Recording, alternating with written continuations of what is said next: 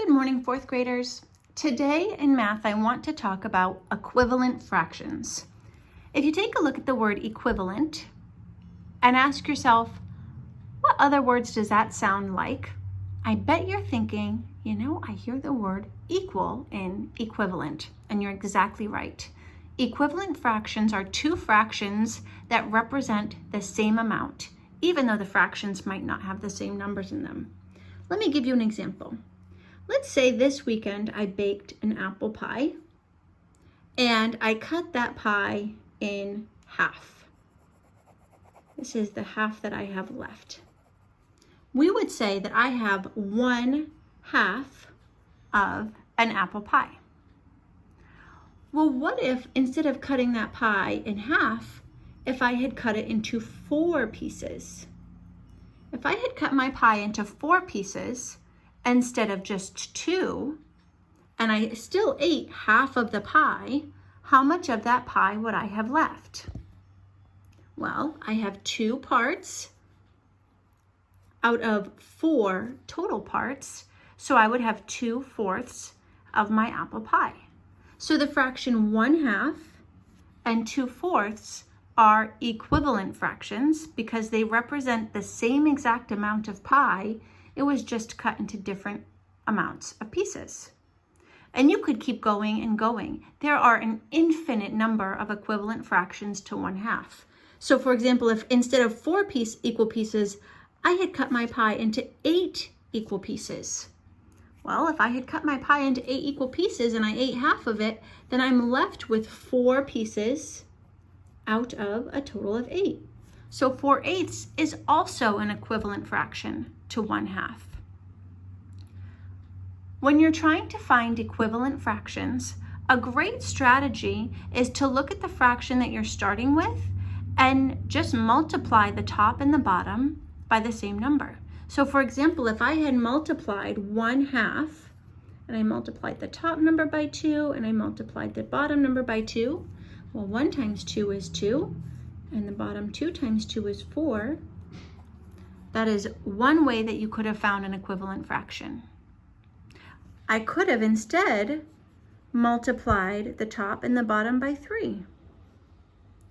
1 times 3 is 3. 2 times 3 is 6. 3/6 is also an equivalent fraction of 1/2. And you might be saying, but how is that possible? Because my pie was not cut into 6 pieces. Well, if I were to redraw my pie, I know that I only have half of my pie left.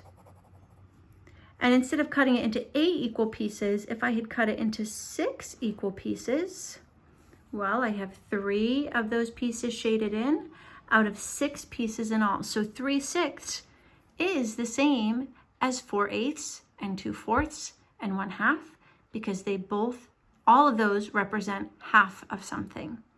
It's just telling you how many pieces it was cut into. So when you're looking for equivalent fractions, you have a couple different strategies you can use.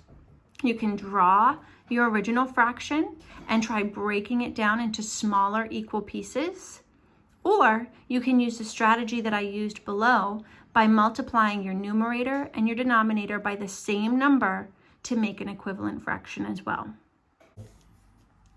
All right, Mr. Smith and I are going to be practicing our equivalent fraction skills, playing the bump game again today. We're going to be playing the same way that we had earlier this week. We're going to be rolling 2 dice. A reminder, if you don't have dice, you can make your own spinner. When we land on one of the 11 options, we need to find an equivalent fraction for the fraction that's listed and then cover that with our colored piece of paper. You may go ahead first. 8. He rolled 5 plus 3, which is 8. So his fraction is 3/6. So he needs to find a fraction that is equivalent to 3/6. So he has 3/6. He could either make this bigger or smaller. He chose 1/2. So I'm assuming to find 1/2, you divided the top and the bottom by 3.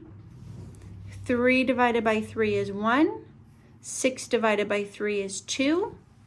So 1/2 is an equivalent fraction to 3/6. Correct. I agree with you. My turn. Thank you. 1 plus 2 is 3, so I got 1/2. I already have a bunch of equivalent fractions for 1/2 that we brainstormed together earlier. So I see 3/6. I know that 3/6 is equivalent to 1/2. 3 and 6 is 9. 2/5. 2/5. I think we're gonna go the other direction. And we're gonna have 4/10. So Mr. Smith said 2/5 is equivalent to 4/10. I'm guessing he probably multiplied his numerator and his denominator by 2. 2 times 2 is 4. 5 times 2 is 10. So he covered up 4/10, which is equivalent to 2/5. I agree with your thinking. All right, we're going to keep playing. A reminder that when you're playing, if you want to cover another tile that someone else has already covered, you can steal it from them as long as they don't have it double covered. If you land on something twice, you can double cover and that will lock that tile in and make sure that no one can steal it from you. I hope you have fun playing this game with your family today. Reminder, if you don't have anyone to play with, that's okay.